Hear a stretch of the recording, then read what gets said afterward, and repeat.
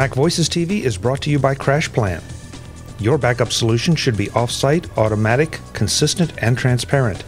CrashPlan delivers all of that and more, with the ability to schedule backups at your convenience, not your computer's, backup to external devices, a friend's computer, or the cloud, and delivers instant access to your data from your iOS, Android, and even Windows device. Get a 30-day free demo and learn more at crashplan.com.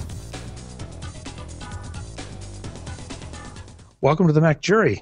This is the home of truth, justice, and the Macintosh way. I'm Chuck Joyner. Folks, we had so much fun in the last MacJury doing holiday gift ideas that we decided to do it again with a different panel, especially since there are just so many great gift ideas out there for the tech people and even some non-tech gifts that some of us techies would enjoy. So we have a new jury, some new folks and new friends, and we're going to have a little fun with it. But I have to tell you first, we have something brand new for the show. I have a gavel, so if anybody gets out of line now, I have the official gavel. Next, maybe black robes, we'll see. Let's go around the table and see who all's here. First up, ladies first. Karen, if it's not your first time on the MacJury, I'm not sure. Karen Anderson, who just had a cat walk in front of her camera. Karen, it's great to have you. It's great to be here, Chuck. Thank you. Don't worry, I'll make sure that gets in the final edit. That was just too good to pass up. So who are you and what do you do, Karen? I'm a writer. I occasionally write and edit for Tidbits, and I also blog about social media and online communication at a website called Writer Way. Great. That's a whole nother subject we'll have to get you back and talk about sometime. Next up, someone who hasn't been here for a while, if ever. Tim Verpoorten, have you been on the MacJury? I lose track. I'm not sure. No, you and I have to talk about that too, Chuck. Well, then I'm fixing an oversight on my part right here. Tim, it's great to have you. Thank you very much. Of course, I'm with surfbits.com, the blog, and for many years I did Mac Reviewcast podcast, and now you'll see me once in a while on Mac Roundtable. So, Indeed, and it's always fun. Yes. Last but absolutely not least, you see him doing his own video show, Mr. Steve Sande. Steve, it's great to have you back, as always. It's great to be back, Chuck. And for the folks who don't know me, I'm a blogger and editor over at the unofficial Apple weblog at tuaw.com. And like you mentioned, happen to do the 2AW TV Live every Wednesday afternoon, and also do a little daily news thing, but we won't talk about that. It's a little podcast. Steve, I don't know how you do it. You are prolific, to say the least. I'm always intrigued by the bloggers and the people like you that just seem to have such a steady stream of content to put out. Well, a lot of people say I'm full of it, and I'm just trying to get it out. Just kidding. No, I enjoy what I do, and I think that's probably what, keeps me absolutely going. I just can't shut up. That's great. We should mention, too, I can't help it, Steve, but I'll tell your little secret. You're on this show on a brand new 27-inch iMac, and the rest of us are very jealous.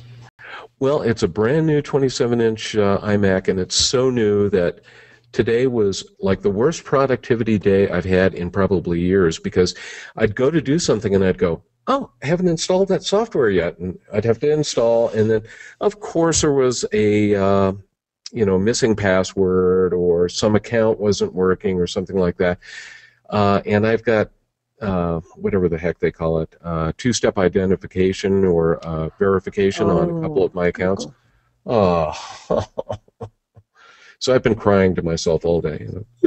Poor me. But other than that, love this thing. Very, very nice computer. Great. Well, we'll look for all your channels to see your more detailed review of it, other than just, I love this computer. Oh, yeah. So, guys, holiday season is here. By the time this airs, we'll be in sort of the final countdown, and I thought it might be a good idea to try to help some of our viewers and listeners with some, not necessarily last-minute ideas, but just some really good ideas that if they're desperate, they can reach out and grab.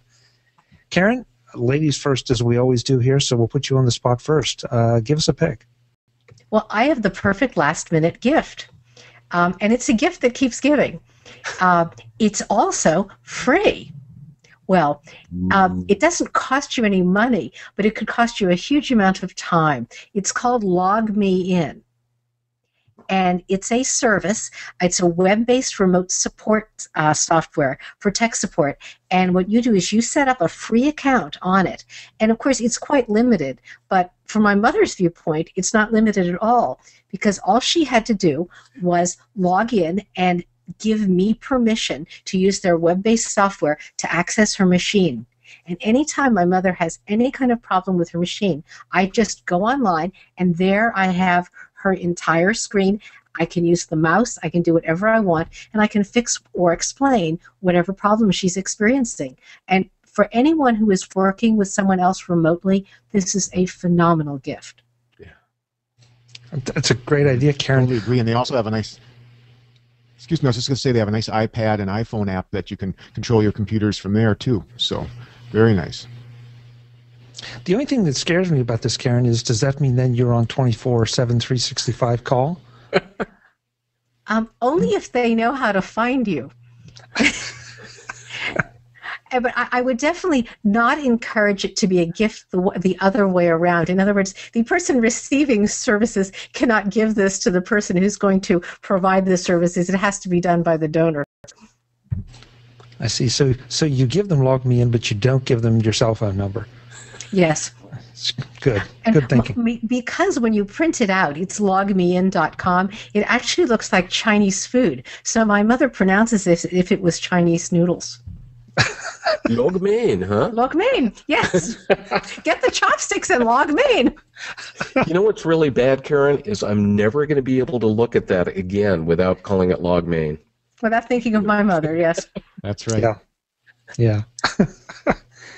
Oh, man. Yeah, I will second that because I use Log Me In, too, and it's a terrific service. It's so easy. And, Tim, your point is so well taken. I've had situations where I forgot a file, and so I was able to use Log Me In to log into the home computer, throw it in a Dropbox, and by the time I got to my destination, it was there. And I did that one time from a taxi. I mean, it's really kind of impressive. Okay, so Tim, well, how about if we get you up next? What do you have for us in the first round? Well, I've got kind of a pair of them. One of my favorite companies, besides Apple, that make products for accessories and parts, really nice Mac accessories, is Logitech. They didn't used to be this way. You know, Logitech was PC-based, and over the years, they've really developed into a good Mac accessory maker. And two things that I've got, one for the iPad, which I just love. It's called the Logitech ultra-thin keyboard cover. And it fits over the front of your iPad 2 or 3, or Generation 3, I should say, and covers up that portion of it, leaves the back open. And when you open it up, it's magnetic, so it turns on the iPad. It's got a slot with above the Bluetooth keyboard that you set your iPad in either landscape or portrait mode and type away. It's got a nice home key built right into it. When you're done, you just pop the iPad out, stick it over the magnetic keyboard, and off you go with it. It's a wonderful gift. It's not cheap. It's $100, $99.99. But believe me, if anyone's got an iPad, they're looking for an external keyboard solution rather than carting stuff around, and some of these Bluetooth keyboards can be quite heavy. Use that instead. And then the other Logitech one is one I'm sort of like to get as a gift because it just came out. I haven't really had it yet. The keyboard one, the ultra-thin one, I've had for about 6-8 months. But this just came out. It's a new Logitech Bluetooth easy switch for the Mac keyboard.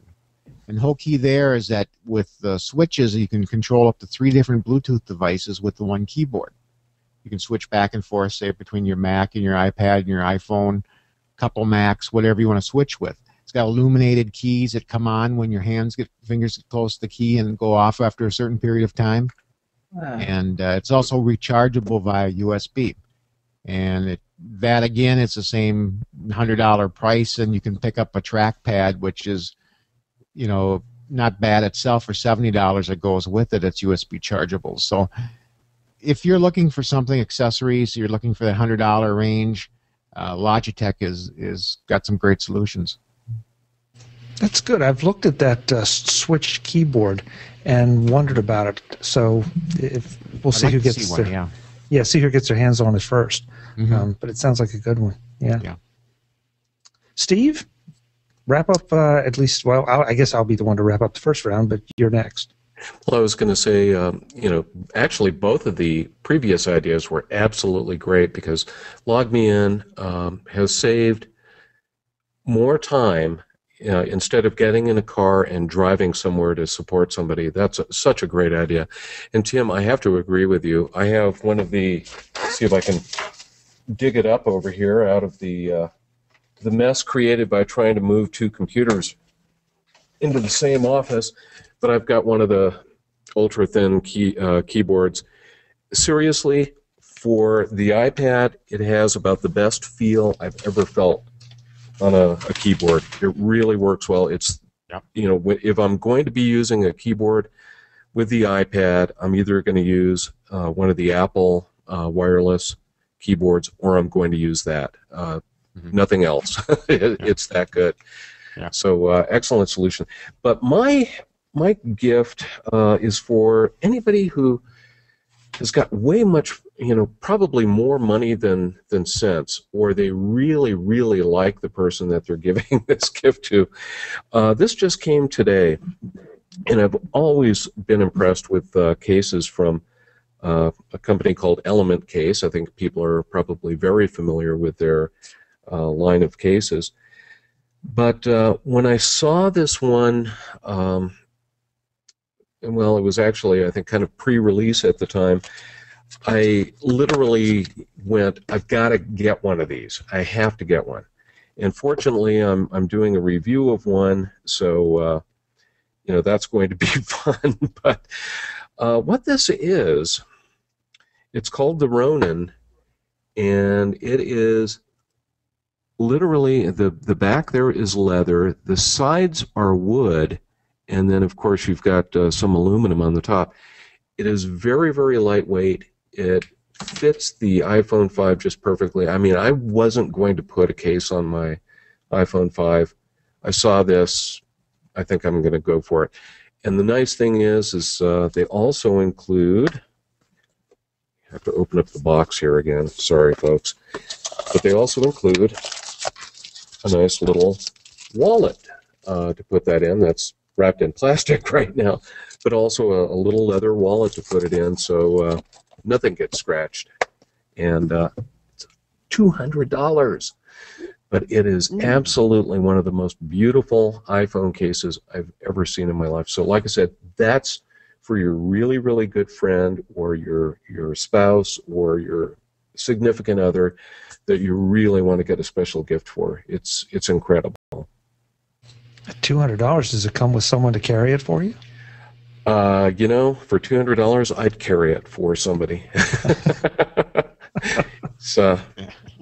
It's nice, really nice. So we just found that Steve can be bought for $200, I think. I'm cheap. Okay. Here we go.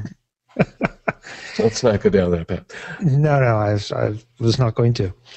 Well, my first pick, if you look over my shoulder, right about there, that is a transporter. It's something I'm beta testing right now. If you've watched MacVoicesTV, you saw Mark Fuccio and Jim Sherhard talk about the launch of the Kickstarter project. And I have to tell you, this is a cool little device that I'm really enjoying playing with. To give you the simple version of it, it basically is your own personal little cloud that you share between this device and other transporters, so that you're not taking your data and sticking it up in the cloud on somebody else's server. This basically is your server, and the only way you can get to the data is to connect a Mac to it or connect it to another transporter. It's in a Kickstarter project now, so you can get in on that. They're different, as with all Kickstarter projects. They're different pricing levels. I think $159, $179 are the two rough levels right now that are still available, and I it either comes empty or it comes with a 1 terabyte at those levels. I've honestly forgotten. You'll have to check it out. But I especially like this for certain pieces of data, sensitive data, that as much as I love Dropbox and SugarSync and Box.net and a lot of those, you just have this idea that it's out there floating around in somebody else's hands. And this way, it's not. It's here, and it's wherever the other transporter is, and that's it. The data is encrypted as it moves between. Transporter itself does not store the data, and I mean the service. They just provide sort of the gateway that it passes through. So it's well worth checking out if you have sensitive data, if you're worried about sticking stuff in the cloud but would like that access everywhere. So, and at this point, I'll also mention that we will have links in the show notes to everything that we all suggest so that you can just go right there and check it out easily. So that's a pretty good first round. We went from free to fairly expensive. I think Steve, you took the top prize there in dollars. What's the, do you happen to know what the transporter is going to charge out to?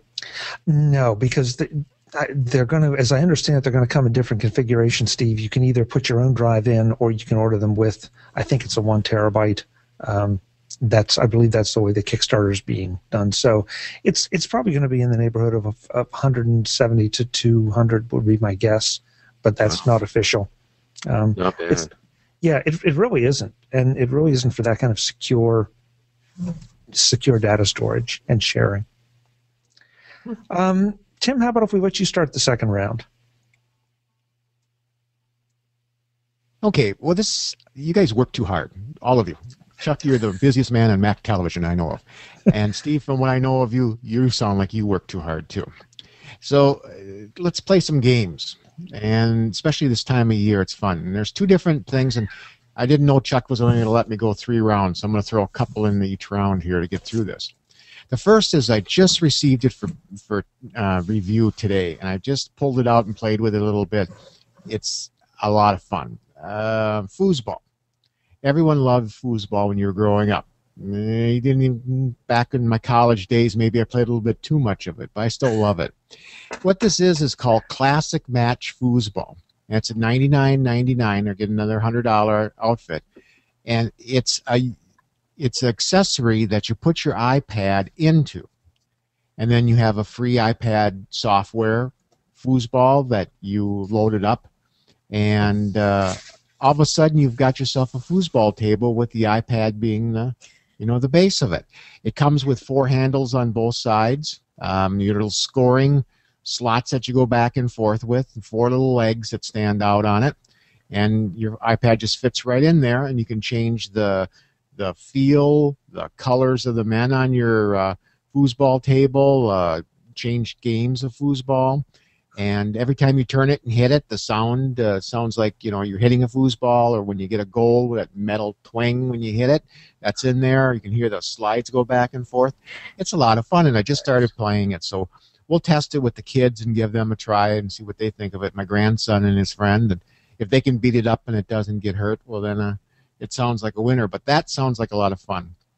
And then secondly, for anyone that is still on a Mac or an iPad and you're looking for games, there's nothing better in my book than a good old RPG to really get you into gaming and keep you there and have some fun with it. And we all know the big names out there, and that's fine.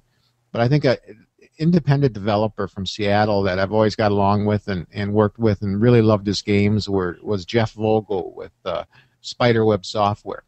And he's got a series called Averdum, which is an RPG for the Mac, and now he just came out with the same game in HD for the iPad. It's a wonderful RPG. It's a lot of fun. It's under $20 on the Mac and under $10 on the iPad, and certainly worth your time and effort in supporting a good independent developer when you do it. So there's a couple gaming ideas. Very nice, Tim. Very nice. Mm-hmm. I don't know if I work too hard, but... Oh, you do. Hardest working man on Mac TV, Chuck. No, I don't know. I think Steve's in there pitching by far. Ew. Oh. Not compared to you, Chuck. Here we go. Karen, help me out. Give me a pick, please. Get him off my back. Do I go for bling or do I go for practical? anything you want, because Tim said 3 rounds. We talked about 3 rounds. It always depends on how much we talk about it. So we may do 3, we may do 4 or 5. Who knows? So okay, I'm gonna throw the book at you. This is the book, and this is this book. I took it to a writers' conference, and one of the editors of Tor Science Fiction immediately called her husband and said, "Buy me one." And it looks like a rare book. It's done in beautiful vintage distressed leather. But you open it up, and normally I have my computer in here. There it is. It's from 12 South, and they also make books for your iPad, for your iPhone, so that you can have an entire library of them. And the prices are quite reasonable for nice leather. The MacBook cases are $79 to $99, and the little iPhone case and wallet is $59. Oh, that's sweet. I like that. Every MacJury we find out something, and this time we found out that Steve and Karen are both into leather. Who knew? Chuck, don't go down there. I couldn't resist. Resist. Very funny. Steve, how about you? Well, I was going to talk about something else here, but Karen brought that one up. And this is one of those, I guess you could say it's almost a item that you didn't know you needed. And this was actually something very similar. It's made by a company called Pad and Quill out of Minneapolis, Minnesota. And this actually won't work with the current generation of iPod Nano. But what it is what they call the littlest black book, and it's made for whatever generation of iPod Nano that is right there. But it's a little tiny thing, and they originally did this as an April Fool's joke. And so many people thought it was the coolest thing they had ever seen that they actually started producing these. They're $34.99, and if you know anybody who's got one of those, this generation of iPod Nano, it's a really cute case.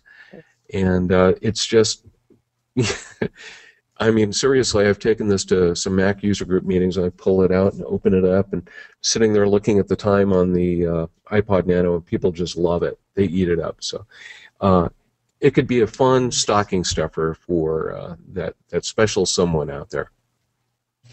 Very cute idea. So we have Karen's big case and your little case. That's interesting. Well, I guess my next pick, some folks I'm afraid may see as some kind of heresy, but I have a good reason for it. I've spoken plenty of times about how much I love the Apple TV, and that was picked by the last MacJury. But the one thing that the Apple TV doesn't do is it doesn't let you store content on the machine. You have to stream it, whether it's streaming from your iTunes library, and that means that the content has to be in iTunes format, whether it's streaming from one of the services or whatever. It means that it's always going to be generating some network activity. And as anybody who's served on the MacJury knows, we have to say, please shut down everything on the network so that we have decent signal. If you're looking for something that stores the content and has a lot of bells and whistles, is just a little more geeky than the Apple TV, try the Western Digital TV or WD TV. Make sure, though, that you get the one with the 1 terabyte drive inside. I've got one of these. It's great because I can store movies on it. I can store TV series on it. It connects to your network, wirelessly or wired, and it appears, it pops up right on your Mac all by itself. You barely need to configure it, so that I can take anything and just copy it right over onto that drive. The interface, again, it's just not quite as slick and smooth as the Apple TV. It's got, frankly, a lot more options to do a lot of things that geeky people would want to do. You can change the appearance of the interface. You can rearrange things. Of course, it supports all the major streaming services. With all that, you can obviously do photos with it. And again, just a whole lot of things. But the thing that gets me about it is the ability to store that content there so that I don't have to wait for it to stream, or in the case of an AVI file or an MKV file, use Handbrake to rip it and then load it into my iTunes library, and engage in all that waiting. This will just let you do it right away. So I think it's worth checking out. I also, in talking to some other friends about this, they loved it because they have kids, and kids want to watch the same thing over and over and over and over again. So they were going to get one of these, stick it in, I guess, a kid's room or whatever, and load it up with the kid's favorite shows or whatever ripped from DVD, and then they can just play it and play it and play it and don't have to worry about it and aren't sucking up all that bandwidth.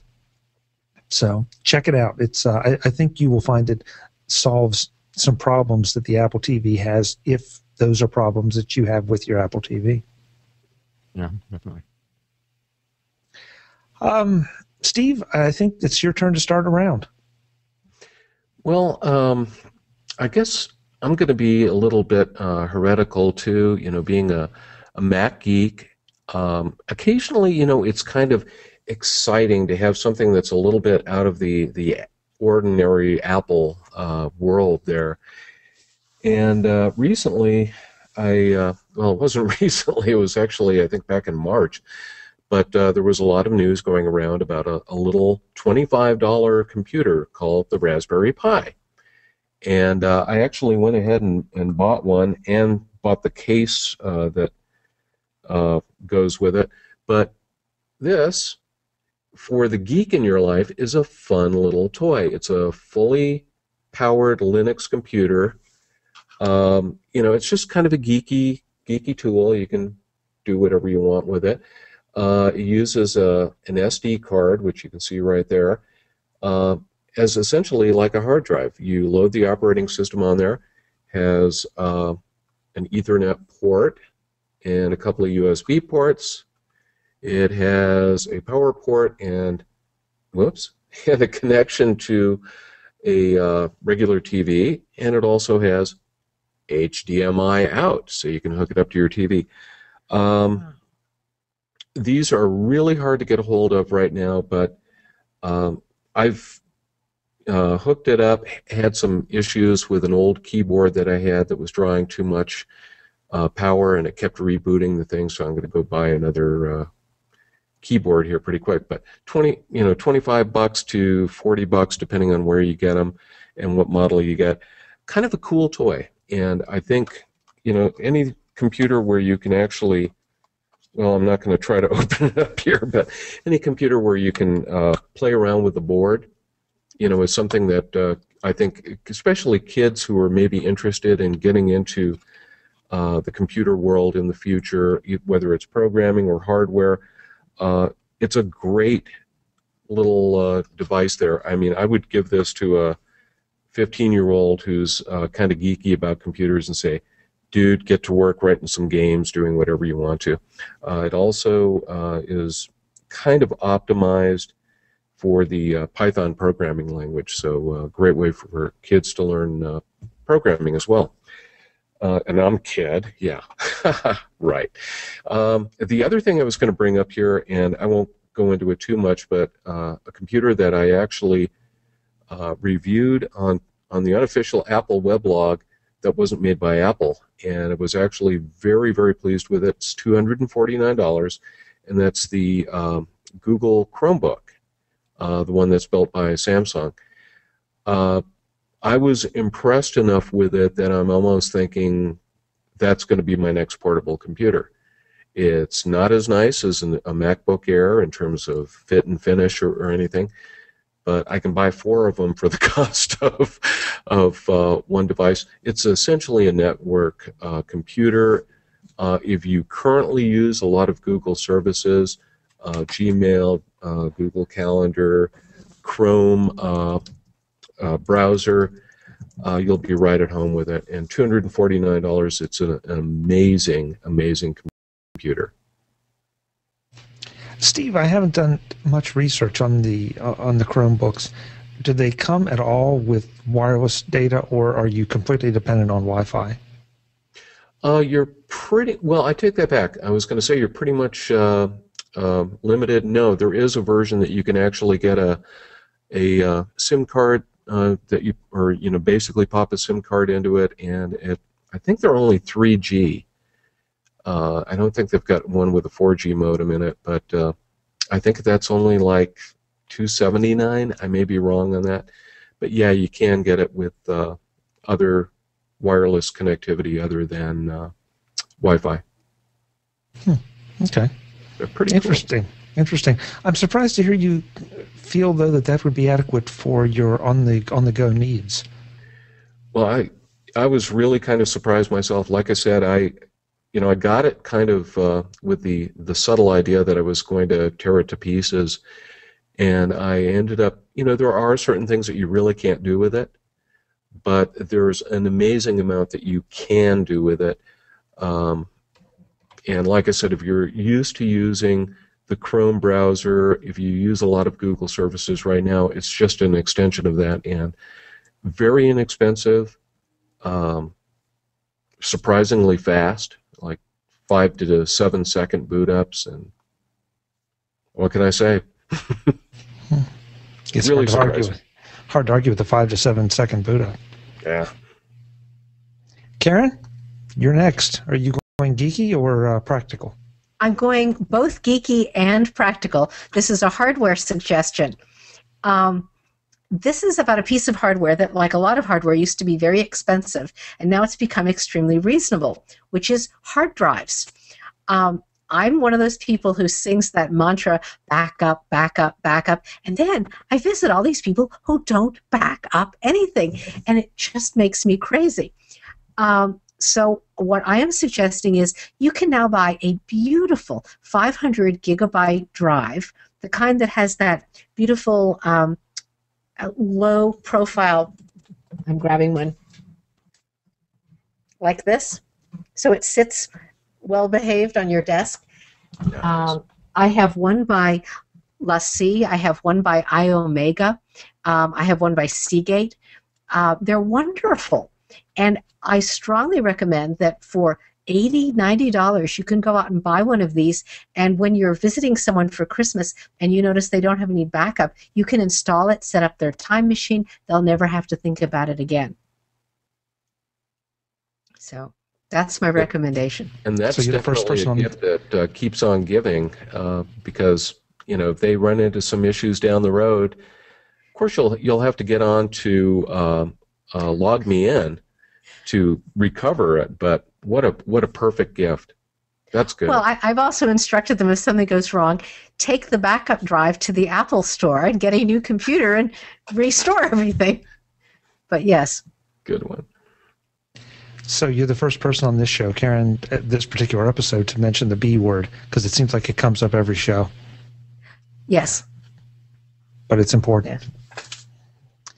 Well, my pick is kind of along the lines of a stocking stuffer. It's very inexpensive, and I'll have to give you a link in the show notes because I don't even know who makes them. But when you buy something from Amazon, they always give you these recommendations. I don't know how I ever came up with this recommendation from a purchase, but I ordered them. It's a bunch of wire. It's a bunch of mesh bags in 3 different colors, 3 different sizes. Actually, 4. There's a larger black one that I don't have here in hand at the moment. This is terrific for taking stuff along with you in your backpack or your bag or whatever it is you carry your computer equipment in. I really like it because you have 4 different sizes that will accommodate pretty much anything. It's pardon me. It's mesh, so you can see through it to see what's in there. And the fact that it's color-coded lets me say, okay, my camera stuff is going to be in one bag, my video connectors are going to be in another bag, my charging cables or power or whatever is going to be in yet another bag. These were like around $10 for 4 of them, and they've held up pretty well. I was afraid they might fall apart, but they're made of a nylon, and so far they haven't pulled, torn, or anything. And I'm kind of hard on this stuff because it goes in and out of my pack every day. So for a little stocking stuffer, it's really hard to beat. Put those down before I forget to put them back in the pack. Karen, I guess it's your turn to start us up on the next round. Okay. This time I'm going really touchy-feely. I'm recommending that people buy people memberships in Mac users groups. A lot of towns that used to have big users groups don't have them anymore, but some towns really have thriving groups. I now belong to one in Florida, even though I live in Seattle. It's a long story, but it's one of the most vibrant user groups in the country. It's called the Naples Macintosh Friends, I believe. I'm looking for it on my list here. There we go. Yes, the Naples Mac Friends users group. And they not only have 2 or 3 meetings a week with great speakers that they bring in through GoToMeeting or Skype, but they also provide access. They have limited licenses for the training at lynda.com. So if you're a member, you can sort of check out their membership and you can take advantage of that training. And they're an absolutely wonderful organization. I know that there are several other cities with very vibrant groups, and that's something which is like $35 a year to join these. And again, a great gift for someone. That's a great pick. All I know is they've had wonderful speakers. They've had Lex Friedman, Joe Kissel, and Adam Engst were there last week. I think they've had Jason Snell. It's really a wonderful group. Great idea. Great idea. Tim, are you going to be fun this time? Well, since you skipped me last round, Chuck, I'm going to give you 2 again this round. Did I skip you? I'm sorry. That's okay. That's okay. Yeah, thank God Allison isn't here to straighten you out. Yeah, but now I'll hear about it. Oh. No, seriously. There's 2 things that Mac users are. Basically, they just love Mac and Apple products, but they're also normally pretty geeky. So here's one that has nothing to do with the Mac, but it's for all the geeks out there. It's the start of the year coming up, and it doesn't matter how technical you are. Everybody still likes a tactical paper feel, and planners are something you look for at the beginning of the year. Well, to settle the geek in me, I found a beautiful planner from Moleskine. It's called the Star Wars Daily Planner, and it comes in 3 different sizes. I got the large size, which has Darth Vader on it.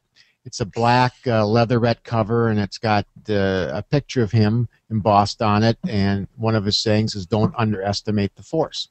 And you open it up, and there's more sayings, and it comes with a really nice Star Wars address book built in that you can take out. It's got all the normal planner stuff you'd figure would be there: maps, conversion tables, the whole works. It's got a year at a glance. It's got weekly planners, monthly planners, and then a day-by-day planner. It's a nice, heavy book, and it's something that I think any geek or any Mac lover would just love to have for a lot of different reasons. So again, you can get that at many different places. At Moleskine itself, the price is $24.95. I bought mine through Amazon for $19.95, I think. So look for that. It's really a lot of fun. Finally, with this, Moleskine's known. I'm a big pen fanatic, and I don't know if you follow me on Twitter and some of the places you see him do as much discussion about fountain pens and paper as I do anything nowadays. And one of the things I realize is Moleskines are not real good for fountain pens. The paper is just not quite that thick. It feathers. You're better off just using a regular gel or roller ball. And when you think about these, you want something that's fun to write with, that's precise, and it really does a nice job. And for $3, I think the best pen I've found anywhere, and you can get them through jetpens.com, which is probably the king website for buying pens. Jetpen.com is called the Pilot High-Tech C gel pen. And they come, normally gel pens you're used to 0.5 mm or 0.7 or even a 1.0 millimeter size roller on it, which is pretty big and thick. These come 0.25, 0.30, 0.35, and 0.40, which is just a real concise needlepoint line. You can get them, like I said, with a plastic body for $3, all the way up to metal bodies for $20-some, and all different colors. I know I bought a colored pack, and I use them at the office for different things that I work on. And whether you're drawing or doing graphic work or just writing, you love to write, these pens are great. In fact, they're so good that I think you, Chuck, had talked about Kickstarter a little bit earlier, Kickstarter program. there's about 5 to 10 Kickstarter programs that were funded or are in the process of being funded that are basically shells or bodies for pens that hold just these high-tech C refills, because the refills are that good. They're making, in fact, I bought one that's a chrome one. It's coming out with a stand, magnetic stand with it. It's coming out. I should have it this week. But there's a ton of them on Kickstarter, and there's a reason for it. It's because this is such a great refill. So those two, paper, pen idea for the people that maybe aren't that tech savvy. That's interesting. I've seen some of the Kickstarter projects for pens, and not being a pen geek, I didn't really pay attention. But I have to admit, I've looked at them and thought, really? A pen? What am I missing? Mm-hmm. Apparently I'm missing lot. Yeah, grab a high-tech C one time. You won't find them, probably won't find them at Staples or some of those. That's why I said go on jetpens.com, because they're big and a big hit and really heavily used over in Japan. So that's probably one of the reasons why JetPens carry them. Tim, I don't want to put you on the spot, but since I skipped you the last round, do you have one more that you want to throw in? I'm going to throw in two things. One that's a Mac-related one that we all know about, but just to remind you, is during the holidays, places like Buy.com, Staples, there's quite a few, Target, you're able to pick up iTunes gift cards for under the face value. I picked up a $100 one for myself for $80, and then picked up some $50 ones for $40 and gave them away as gifts. You can always use them, and believe me, it doesn't stay in my iTunes account for long. Between software, songs, movies, TV shows, they'll be used up. And this holiday period is a great time to go out and look for that, buy a discounted iTunes gift card, and you'll make everyone happy. And then, jumping right back to the pen and paper deal, I was going to mention this, and I'll give you links to it so you can see for yourself. But if anybody's looking for fountain pens or want to get started in the fountain pens, but unfortunately you see these hundreds of dollars or thousands of dollars for pens that are out there, Mont Blanc and Pelican, a little company that's a self-starter called TWSBI, TWSBI.com, is a gentleman in Speedy, is the name of the guy who was online at all these pen forums, and he just got people's opinions of what you wanted in a fountain pen. What did you like about pens? What didn't you like? And he made these pens and had people test them till they came out exactly what they wanted to. They're all very reasonably priced, different styles, different sizes. And for anyone that wants to get into fountain pens, or you want to give a gift for a fountain pen, they won't be disappointed. These are high quality pens at low prices. So that's my last one right there. Very nice. Very nice. Thank you. Okay, great. Okay, so Steve started, then I went to Tim, so Karen, I think that means it's you. Okay. I've got two. And one is something real old time, but they still make it, and I just love it. It's called the Griffin iCurve. It's an elevated computer stand, and I have the original one, and I use it all the time because otherwise I suffer from what you saw at the beginning of this show when my cat walked across my keyboard.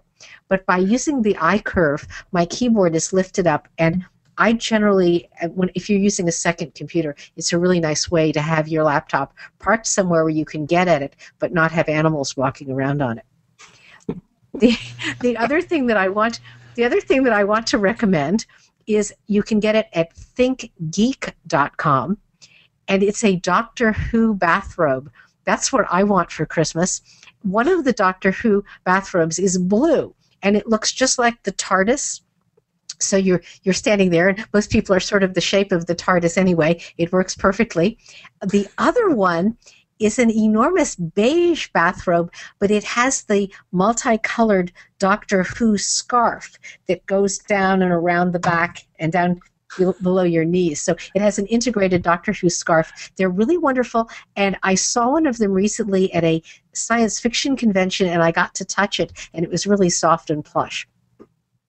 And they're on sale right now for $55.99. Who doesn't like Doctor Who? Yeah. No. For just a second, I was really terrified that you were going to say that it was a Jabba the Hutt bathrobe, and that was That was just going to be so wrong, but so you've relieved me. Thank you. Steve, how about you? You know, it was so funny because I was thinking about something else, and then Tim started talking about pens, and that got me thinking about styluses. And I've been trying.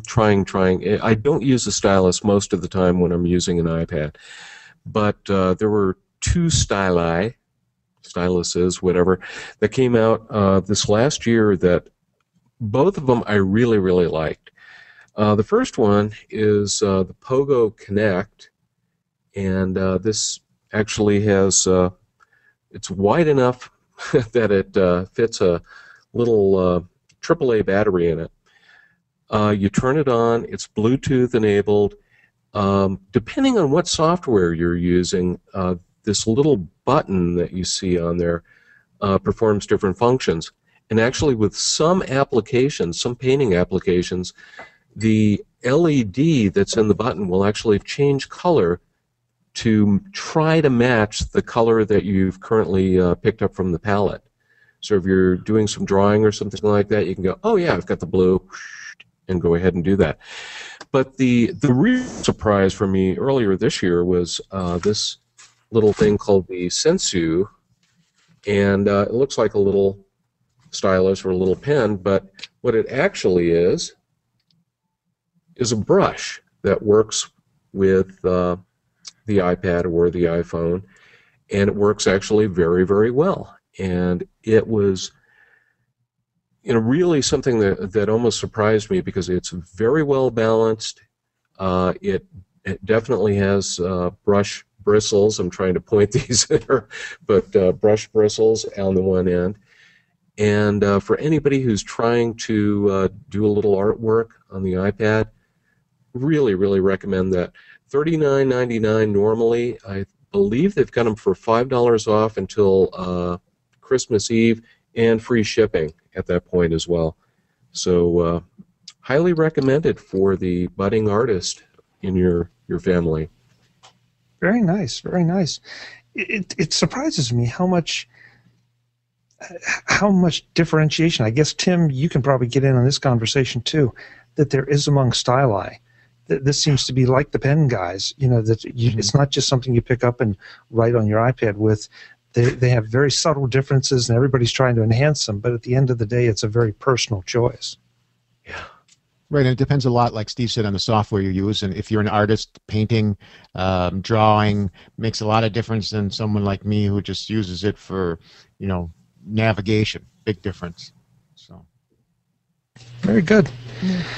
Well, my next pick, I have the box here. I can't show you the product because it's in use right now, but this is the Newsstand Alloy Apple TV stand. I'll try to put a better picture than that up. This sounds like one of those things. It's like, oh, do I really need this? Sort of like Karen's iCurve choice, though. One thing about the Apple TV, I'm not sure how small is too small, but the Apple TV is small, and it comes with a power cord, and that's usually not a problem. But then you plug an HDMI cable in, and depending on how heavy your HDMI cable is, it can kind of drag your Apple TV around and pull it down behind, say, your receiver or your TV, especially if you are like a lot of us and you're constantly playing with things and connecting and disconnecting things, and your Apple TV suddenly disappears behind your TV cabinet, and then you have to reach around and try to dig it out. This is just a simple little stand that your Apple TV sits in very snugly and keeps it upright, so there probably is some cooling benefit, but I don't think that's a huge thing. It's strictly a matter of convenience. And again, it's one of those things that I think you're going to look at and say, really, do I really need this? But if you just sit your Apple TV there and never move anything, you probably don't. But if you move your Apple TV around, or if you have a heavy-duty HDMI cable connected to it, you're going to be surprised at how nice this little piece of metal and plastic is and how convenient it is. Silly little thing, but it's well worth it. It's from Newer Tech, as with so many good things. And again, I have to make sure I get it right. It's the Newsstand Alloy display stand for Apple TV. So go out and try that. Chuck, it will also protect it against spills on your desk if there's liquids and stuff running around. Good point. Hadn't thought about that. Hadn't thought about that. Oh, and they also make a model of that for the Mac Mini that one of our bloggers tested, and she just absolutely loved it because it works, so well to almost turns your Mac Mini into a little mini tower. Nice. Sideways mini tower. Yeah, I forgot about that, Steve. And in fact, I looked at that, but because I don't have a current generation Mac Mini, I didn't bother to go for that one. But yeah, and like everything from newer tech, they do such a nice job with it. Yeah, great. Yeah, guys, you think we have time for one more round? Okay. Ooh, look, we had a lot of people anxious. All right, Karen, I think you nodded first, so I'll let you start the final round. Okay, I want to make a pitch for some writing software for people who are organizing books, screenplays, novels. I suggest Scrivener 2, and I also suggest Take Control of Scrivener 2, which is the guide to using it that was written by the folks over at Take Control. And they're both wonderful products, and it's a great way to give some support and some love to people who are going to go off and spend hours writing. Karen, take just a second and explain the benefits of Scrivener. So many of us don't understand why it's such a great writing tool as opposed to Pages or, God forbid, Word or anything like that. I write some fiction. I dabble. And when I was writing short stories, Word worked extremely well for me. And then I started working on a novel. And I couldn't remember whose character was what and what was the backstory. And what this does is it sets up a little dashboard for you so you can look at what you're doing in outline form. You can go over and delve into a particular character. You can set up all kinds of structural things. And of course, it's complicated enough that Kirk has written a book for Take Control to explain to you how to use it. And the two books together, the book and the software together, are just a wonderful gift. Good job. Great. Tim, you want to wrap up your picks with this round? Okay. We had talked about backups a little bit, and I had just reviewed a product this week on SurfBits that I really like, and I wanted to bring it out is something called Dolly Drive. And it started a few years ago as sort of being a time machine-based backup. Which was fine. I used it on my laptop at the office quite often, and it did its job. But when you work with Time Machine, you're just asking for a bag of hurt. Time Machine just doesn't seem to be there when you need it a lot of times. And just recently, now within the past few weeks, Dolly Drive has come out with their own software update called Revo, and what it does is it sort of takes the idea of Time Machine and backs up to several different places, allows you to go, and several different uses using the versioning that Time Machine uses. So in other words, you can go back to 2-3 weeks ago on your backup and grab what you need, or the newer stuff is yesterday's backup. It's all there that you can grab anytime you need it. It's got a cloud-based backup that you pay for, and these prices are very reasonable. It's comparable to all the cloud-based backups. Then they've got something called Dolly Space, which is sort of just a big external cloud hard drive that you dump stuff to. And then they've got Dolly Sync, which does just what you think it does. You throw stuff in there, it syncs it with all your other Dolly Drive software. Basically another Dropbox. And then finally it's got a Dolly Drive clone, which you can just take and use to quickly clone your drives to, doesn't have to be the cloud, it can be an external hard drive of yours or wherever. So what makes it nice is now they've got the free software for the iPad and the iPhone also. So you're working with the same files no matter where you are on all your computers. You can use the same software. In fact, your one account, you can back up as many computers as you have space for. I back up my laptop, I back up my home Mac Pro, everything with the same account. You don't need different accounts or pay for family packages. It all comes as one. Anybody who's looking for a solution for backup, especially a cloud-based one, check out Dolly Drive Revo and give it a try. Thank you. That's good. Yeah, we've talked to the folks at Dolly Drive at Macworld, and it's unfortunately you're right. Time Machine is a great idea, but it seems to be a little wonky. So, yeah, you look like you've had experience, Jim. Oh, don't ever count on Time Machine as your only backup. Is all I got to tell you. Please don't ever do that.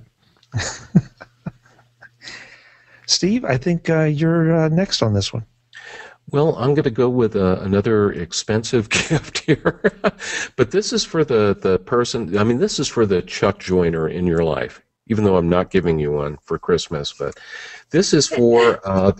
I'm sorry, but what can you give the man who has everything? And you probably already have one of these. Tim earlier was talking about really how it seems like Logitech has just suddenly come out of the woodwork with a lot of really amazing products for Mac.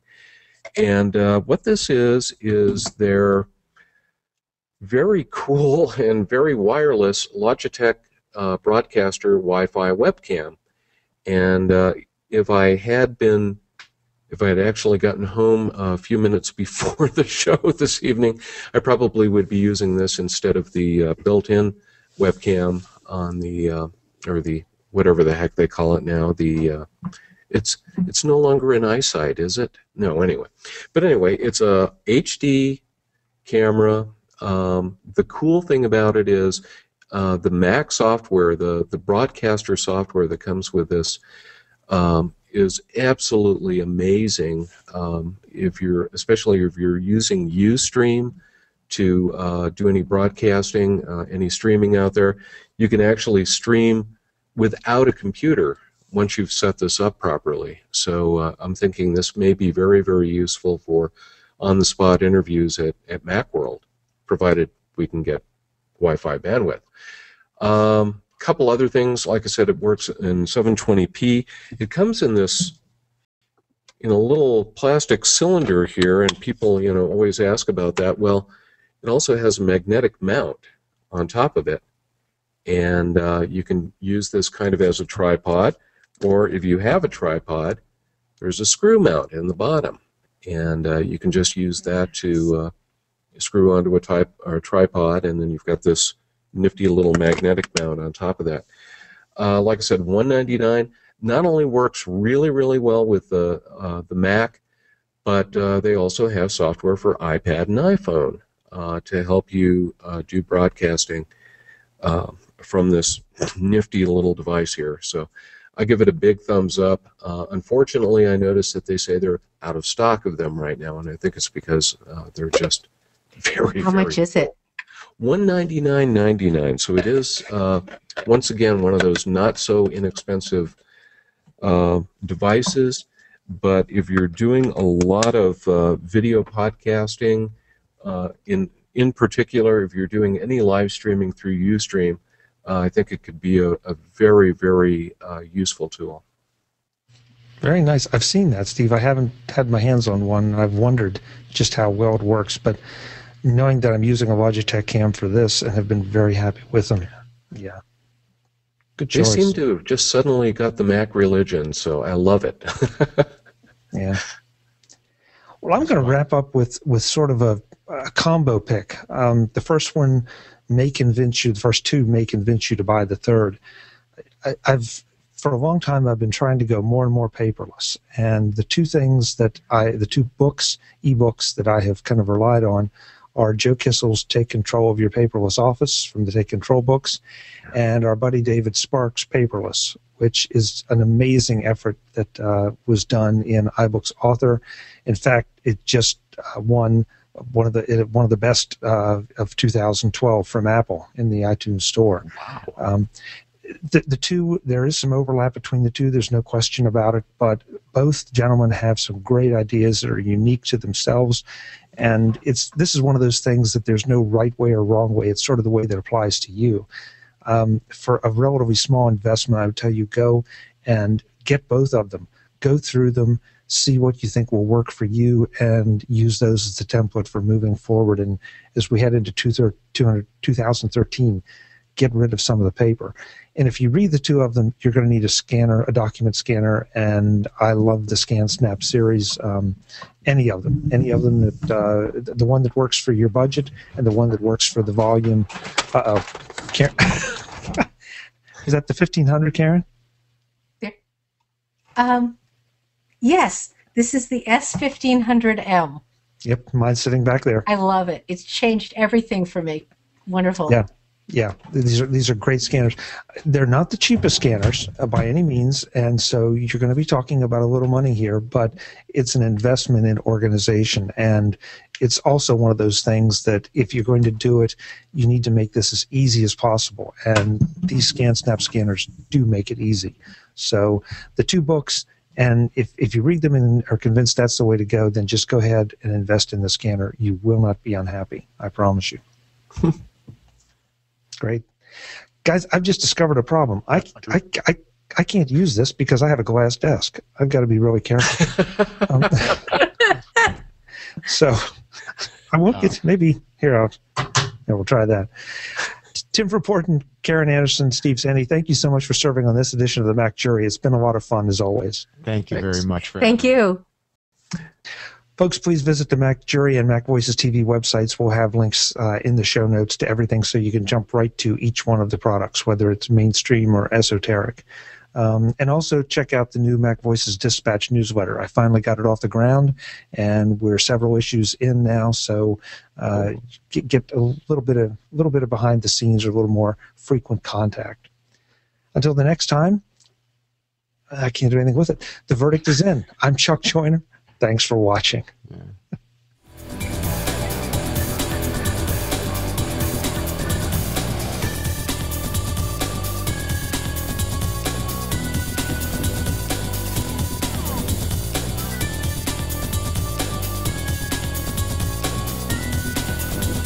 Mac Voices TV is part of the Mac Voices Group at MacVoicesGroup.com.